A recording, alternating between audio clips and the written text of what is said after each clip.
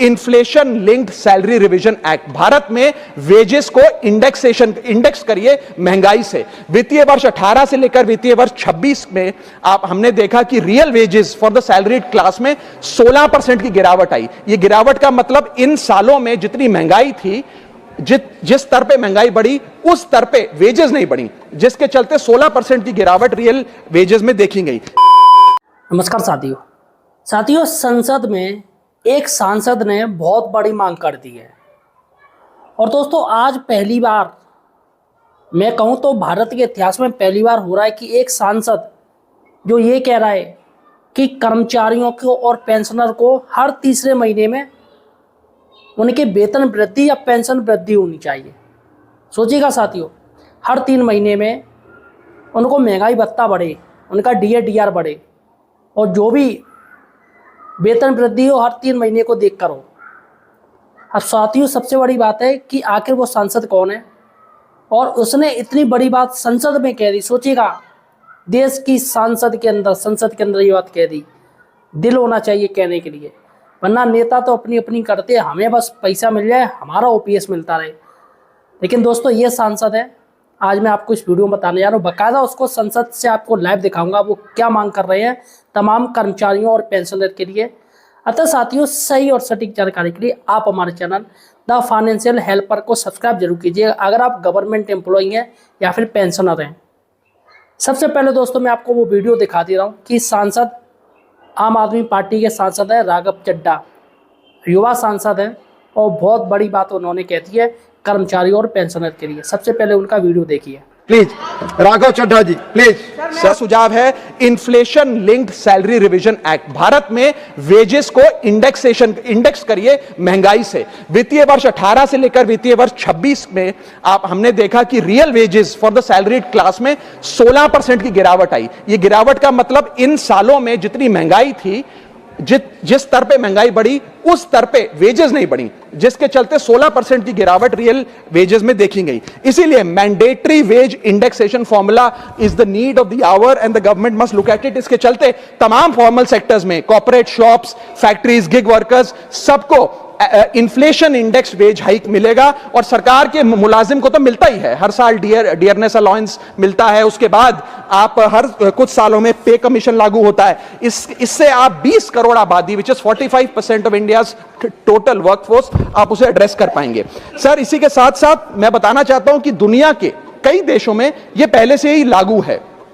US के अंदर COLA, cost of living adjustment system लागू है, जिसके अंदर एनुअल और ऑटोमेटिक रिवीजन होता है। जर्मनी के अंदर हर 18 से 24 महीने के अंदर महंगाई के अनुसार सैलरी बढ़ा दी जाती है। जापान के अंदर शिंटो मेथड यूज होता है, जिसमें annual inflation index wage hike दी जाती है। और बेल्जियम में ऑटोमेटिक इंडेक्सेशन लॉ है, जिसमें क्वार्टरली बेसिस पर एम्प्लॉइज की सैलरी बढ़ाई जाती है। Sir, India is one of the only countries in major economies where 85% of our formal workforce has zero statutory inflation protection. We are at the mercy of the employer discretion and our own negotiation power to raise our salaries. इसके साथ साथ मुझे लगता है कि एक minimum increase based on inflation होना चाहिए। मेरा थर्ड सुझाव माननीय वित्त मंत्री जी को रहेगा कि स्टेट कैपिटल एक्सपेंडिचर की matching grant, matching funding centre they.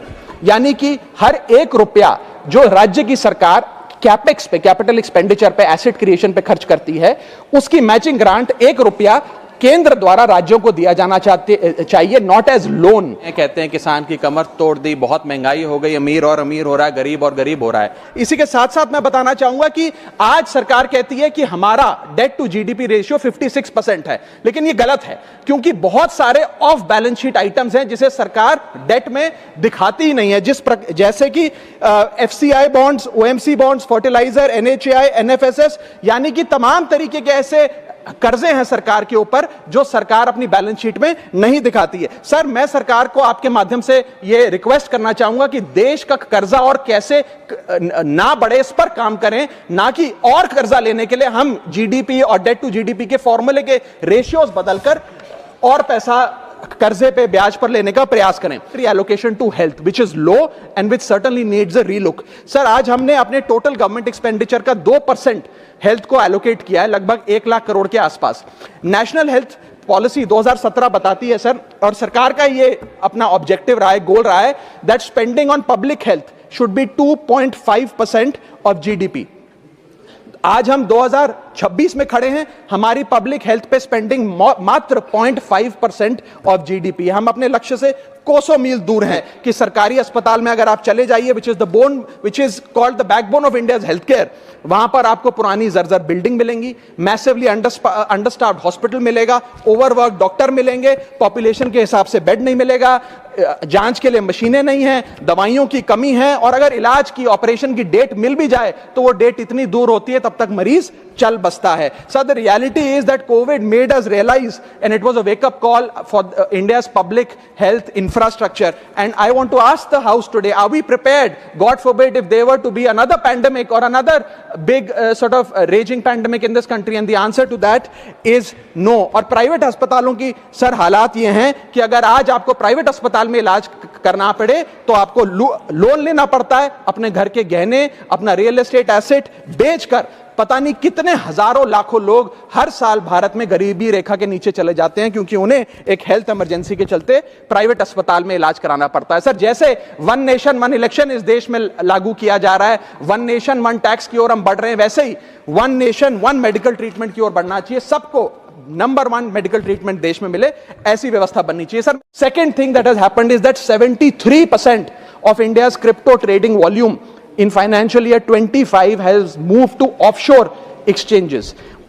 What has further happened is that 180 virtual digital asset startups have moved to countries like Dubai and Singapore, and as a result जो देश, भारत देश के 12 करोड़ ऐसे लोग हैं जो इन virtual digital assets में, crypto में, आरडब्ल्यूए यानी कि रियल वर्ल्ड एसेट में, स्टेबल कॉइन में इन्वेस्ट करना चाहते हैं, वो ऑफशोर जाकर इन्वेस्ट कर रहे हैं। जरूरत है कि हम कंप्लायंस हिंदुस्तान में लागू करें, उसे हेविली रेगुलेट करें, लेकिन उसे ऑनशोर लाएं। इसके चलते अगर ऐसा होता है तो सरकार के खजाने में 15 से 20 हजार करोड़ रुपए का इजाफा होगा, उन्हें उतना टैक्स मिलेगा। और इसी के साथ साथ मैं सरकार को कहना चाहता हूं that we currently tax these virtual digital assets as if they are legal, but we regulate them as if they are illegal. मेरा सुझाव है कि इसे heavily regulate करिए, रिंग फेंस करिए इस इकोसिस्टम को, AML गाइडलाइंस यानी कि एंटी मनी लॉन्ड्रिंग कानून और मजबूत करिए, लेकिन prohibition is not protection, regulation is protection. Thank you so much sir. Thank you, धन्यवाद माननीय राघव चड्ढा जी। देखा साथियों किस तरीके से बहुत बड़ी मांग कर दी। देखिएगा दोस्तों, सबसे अच्छी इनकी मुझे मांगे बहुत बढ़िया लगी। राघव चड्ढा जी हैं और कर्मचारियों के वेतन वृद्धि की मांग की गई है हर तीसरे महीने में, और पेंशनर की पेंशन वृद्धि की मांग की गई है हर तीसरे महीने में। यानी कि हर तीसरे महीने में जो महंगाई भत्ता है, जो सरकार इंडेक्स देखती है, साल का देखती है, 6 महीने का देखती है, वो 3 महीने बाद देखा करे। और तमाम जो कंट्रियां हैं, देश हैं, उनका इन्होंने एग्जाम्पल दे दिया किस तरीके से अन्य देशों में वेतन बढ़ रहा है, हर 3 महीने में बढ़ता है। सब जगह जगह अब सरकार शरीकत तो कर रही है हर चीज़ में कि विदेशों से ये है, उनके ये है, लेकिन जब वेतन की बात आती है तो भैया फिर तो हमारे पास कुछ है ही नहीं है। और बात होती है कि ट्रिलियन व्यवस्था बनने के लिए तैयार है इंडिया, लेकिन वेतन की जब बात आती है तो सरकार के पास पैसा ही नहीं है। तो साथियों, आपका क्या कहना है मुझे कमेंट सेक्शन में बताइएगा। राघव चड्ढा जी ने ये जो मुद्दा उठाया है सरकारी कर्मचारियों का और पेंशनर का, इसके बारे में आपका क्या कहना है मुझे कमेंट सेक्शन में बताइएगा, और इस वीडियो को ज़्यादा से ज़्यादा शेयर कीजिएगा। धन्यवाद।